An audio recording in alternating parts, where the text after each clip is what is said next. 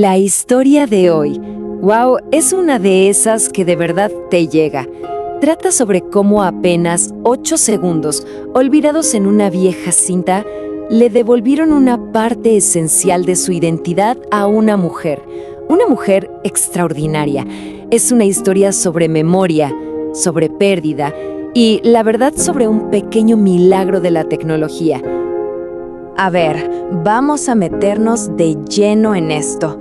Todo, pero todo, arranca con un simple fragmento de vida.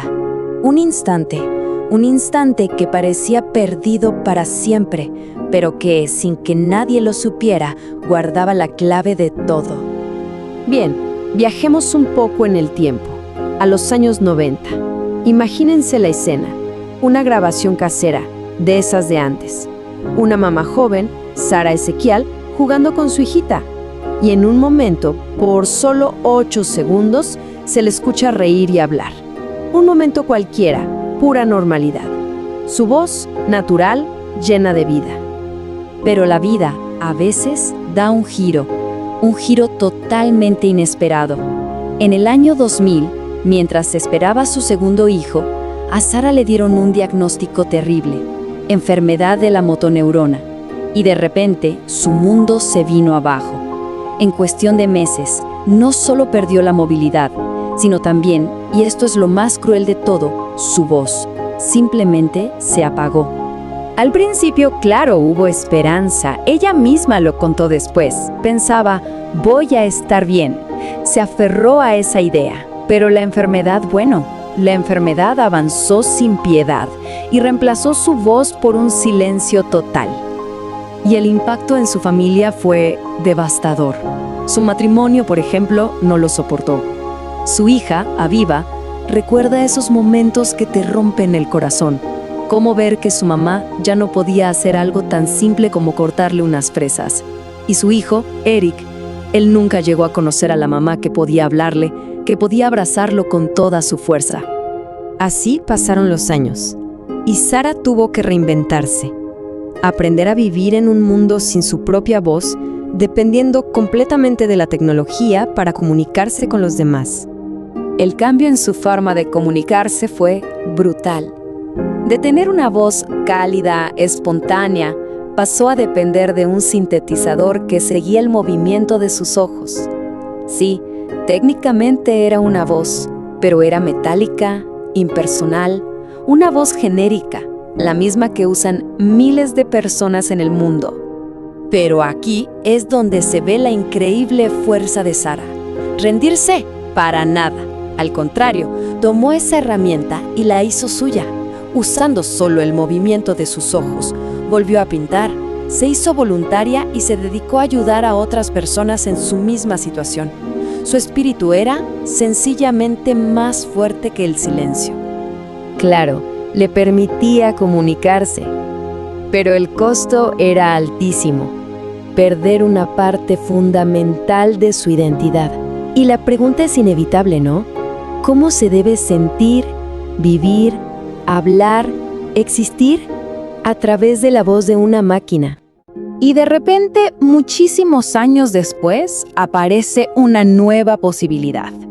Una luz de esperanza que parecía imposible. Y todo dependía de un recuerdo que estaba casi olvidado. Resulta que una empresa, Smartbox, lanza un proyecto súper ambicioso: clonar las voces de personas que las habían perdido. Y contactan a Sara. La idea era, por supuesto, maravillosa. Pero había un gran problema. Necesitaban una muestra, algo de su voz original. Y Sara no tenía nada. O sea, piénsenlo, ni un mensaje de voz, ni otros videos, nada de nada. Hasta que se acordó de esa vieja cinta familiar. La buscaron, le encontraron y ahí estaba. 8 segundos. 8 preciosos y muy caóticos segundos de su voz. El tema es que la grabación era un auténtico desastre. La voz de Sara se mezclaba con la de su hija, había risas de fondo y, para colmo, el sonido de una televisión a todo volumen. Sinceramente, parecía una misión imposible sacar algo limpio de ahí. Y ahora sí, vamos a la parte fascinante. Cómo la tecnología hizo posible lo imposible. Porque aquí es donde la inteligencia artificial entra en juego y la verdad hace su magia. Fue un proceso de 2 pasos. Increíble. Primero, una inteligencia artificial que funcionó como una especie de arqueóloga digital, se metió en todo ese ruido y excavó hasta que logró aislar la frecuencia única de la voz de Sara. Y después, otra inteligencia artificial, como si fuera una maestra restauradora de arte, tomó ese pedacito que rescataron y lo usó de modelo para reconstruir una voz completa, natural. El primer resultado fue raro, muy raro. O sea, sí, era la frecuencia de Sara, pero la voz sonaba plana, sin ninguna emoción y con un inexplicable acento gringo. Estaban muy cerca, sí, pero todavía no era ella. Y con esto llegamos al momento de la verdad. Después de hacer los ajustes finales, el equipo ya estaba listo para mostrarle a Sara el resultado definitivo.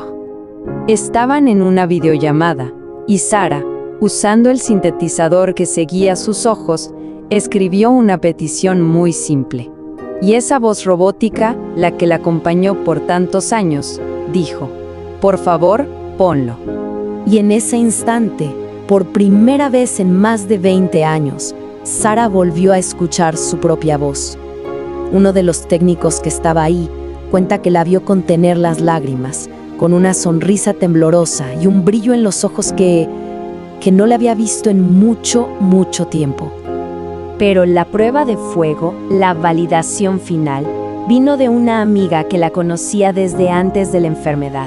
Apenas escuchó la voz clonada, su reacción fue inmediata, llena de asombro. ¡Es ella! ¡Es real!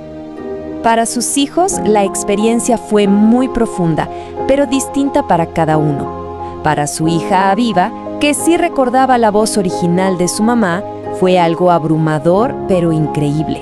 Y para Eric, para él fue la primera vez en su vida que escuchó la personalidad, la calidez en la voz de su madre, y no solo palabras saliendo de una máquina.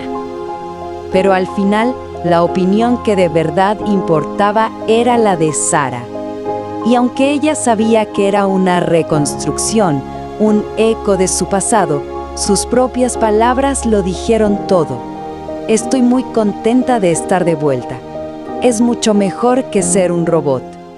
La historia de Sara nos deja un recordatorio muy potente. Nos muestra que la tecnología, cuando se usa bien, puede ser una herramienta increíblemente humana. Y nos deja pensando, ¿no?, en que nuestra voz, por más común que nos parezca, es un regalo. Es un puente directo a nuestra propia humanidad, a quienes somos en realidad.